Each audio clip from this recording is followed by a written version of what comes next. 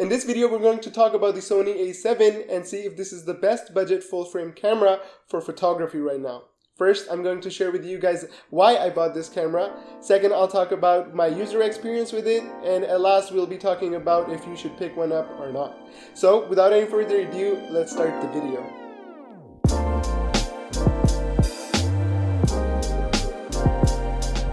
So I finally stepped into the realm of full-frame cameras, and this is the very first time I've owned a camera with a 35mm sensor.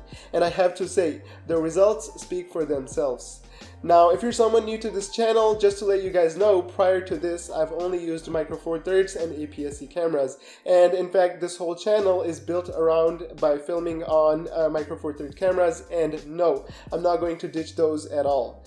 So let's start with why did I buy this camera? Look, the thing is, I had a trip planned for India, and although I'm more than happy enough with my Lumix G7 and GH4, I just wanted something dedicated for photography. Now, the key things that I was looking for were a full-frame sensor, a good lens selection, adaptability of vintage glass, size and compactness, solid image quality, and most of all, the thing should be budget friendly. So once I had my wish list for features ready, the main cameras on my target list were the Canon 60 Mark I, the Sony a7, the Canon 5D Mark II, and the Canon 5D Mark I. So I started doing some research on each of these cameras and found that the Sony a7 was checking most of the boxes on my wish list.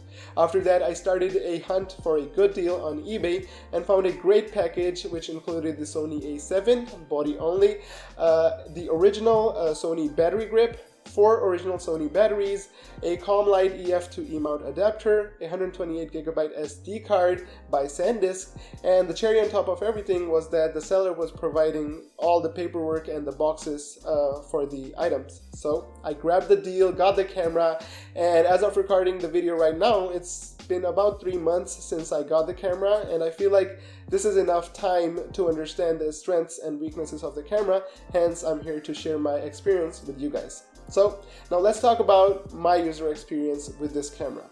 After arrival, when I first picked up the camera, it was a little weird to use. I mean, this was my first time using a Sony camera, and I was new to the ecosystem, so it did take me a fair amount of time to get used to the whole button layout and the menus, which as a side note, are not that great. Regarding controls, the camera has a decent amount of customizable buttons, but some of the button layout is really funky. I mean, the main menu button is located on the top left of the camera, and you cannot access it with one hand. You have to bring up your second hand, and it's not convenient at all. The movie record button is located on the right hand grip, and I don't know who suggested it there. And I'm telling you, it's these small things that make a big difference. Something that I do like is that right next to your right thumb, there is a quick menu button which you can customize accordingly, and it makes changing things a lot easier on the fly. Regarding the dials for changing the shutter speed and the aperture, they're solid and made of metal. It's just that they're a little too stiff, so you do need to apply some pressure in order to change them. Something that you might have noticed by now is that the shutter button is not in the usual DSLR position. It's located up above here, right next to the mode dial, and it's something that I've gotten used to, and after using it for a while, I personally like it. Something that I really enjoyed while using this camera was the exposure compensation dial. Now, I'm someone who uses aperture priority mode while shooting on the streets, and having such control over my exposure right next to my thumb felt great.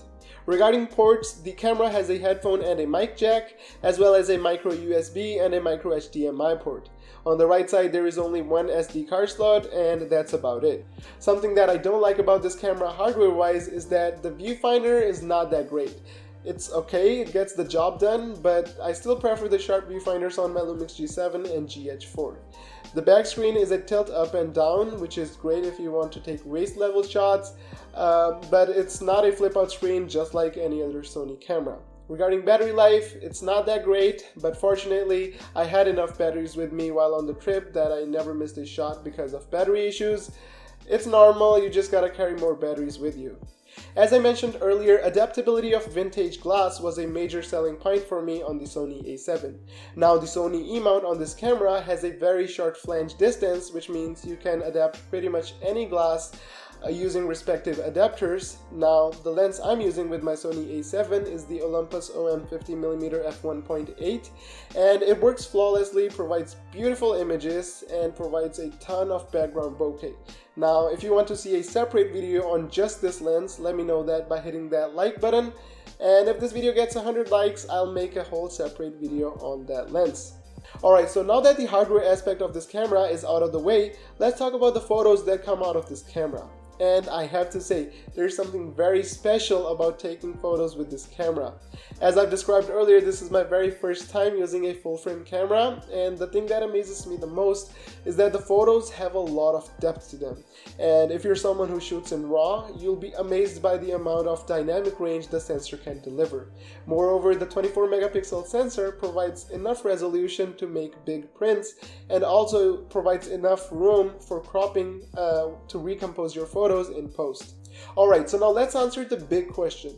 Should you buy the Sony a7 for full frame photography? And my answer is yes. This is an amazing camera that provides a lot of value for your money. It has excellent image quality, has a decent autofocus system, has great dynamic range, a solid lens lineup which you can invest in for future upgrades. You can pretty much adapt any vintage glass to it, and best of all, this all comes at a very reasonable price. So that's it for this one, everyone. Let me know your thoughts in the comment section down below, and hit like if you like this video. Make sure to subscribe, and I will see you guys in the next one. Thank you.